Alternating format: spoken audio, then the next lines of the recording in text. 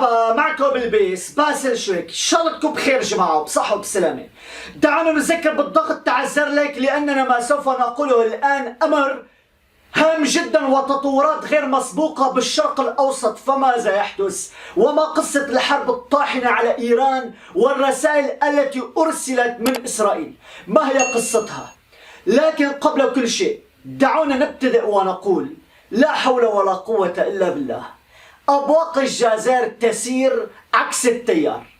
العالم بأكمله اليوم يقاطع المنتجات الإسرائيلية، والجزائر تحتفل بافتتاح أول مطعم للكنتاكي KFC بالجزائر، وهذا الأمر أثار غضب واسع على مواقع التواصل الاجتماعي، والسبب كشف زيف شعارات مع فلسطين ظالمة أو مظلومة، تزامنا مع أكبر وأشرس حملة مقاطعة استهدفت العلامة التجارية الأمريكية KFC المتخصصة بتقديم الوجبات السريعة بعدد من دول العالم، احتجاجا على دعمها المادي المتواصل لإسرائيل.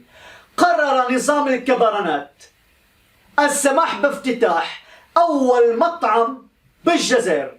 هذا القرار الذي حرك غضب وغليان الشارع الجزائري، الذي اعتبره الكثيرون من المتابعين جوابا صريحا وواضحا على كل الشعارات الفضفاضة التي لا طالما صدعت بها أبواق الكبرنات رؤوسنا، وهي تتحدث عن نصرة الجزائر للشعب الفلسطيني والدفاع عن المصالح. كما اعتبر ذات المهتمين أن افتتاح هذا المطعم الجديد بالجزائر هو تأكيد للعلاقات القوية والتطبيع الخفي.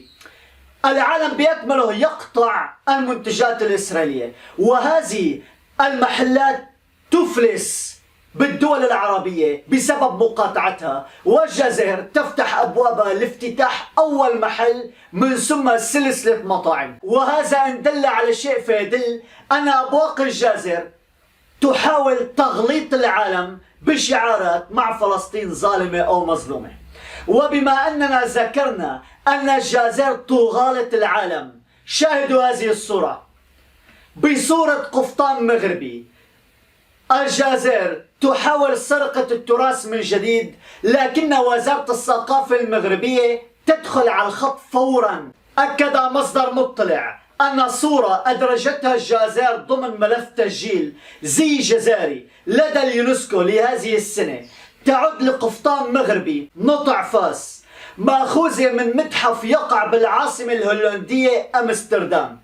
أضاف المصدر ذاته أنه بمجرد نشر هذه الصورة قامت مصالح وزارة الثقافة المغربية بتتبع من الوزير مهدي بن سعيد بعملية بحث عن مصدر هذه الصورة ليتبين أنها مأخوذة لقفطان مغربي مسجل بأحد متاحف أمستردام، وهو ما تبينه الوثائق الخاصة به، وكذلك الموقع الرسمي للمتحف المذكور الذي يؤكد أن القفطان مغربي.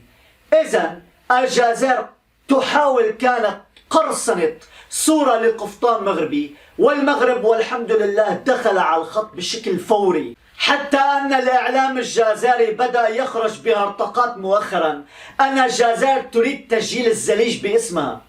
وزارة الثقافة المغربية أكدت أن المغرب سجل الزليج باليونسكو، ولا يمكن لا للجزائر ولا غيرها أن تحاول سرقة الملكية الفكرية، لأن الزليج مسجل رسميا للتراث غير المادي لدى اليونسكو. وعلى هذا المغرب متيقظ بشكل كامل لوضع النقاط على الحروف. وبما أننا قلنا أن المغرب متيقظ ويضع النقاط على الحروف، لابد أن نرى ما قصة هذه الخريطة المبتورة التي تم تداولها بشكل كبير داخل أقمصة بالمغرب.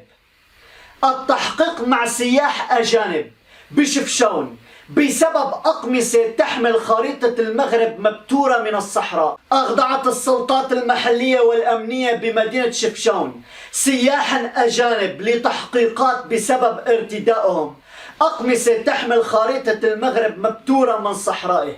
المغرب يريد معرفة ما قصة هذه الأقمصة، من أين أتت، وهل وراء هؤلاء السياح منظمة تحاول الضرب بوحدتنا الترابية؟ مدينة شفشاون شهدت حالة من الاستنفار الكبيرة تسبب فيها مجموعة سياح أجانب يرتدون خريطة المغرب مبتورة.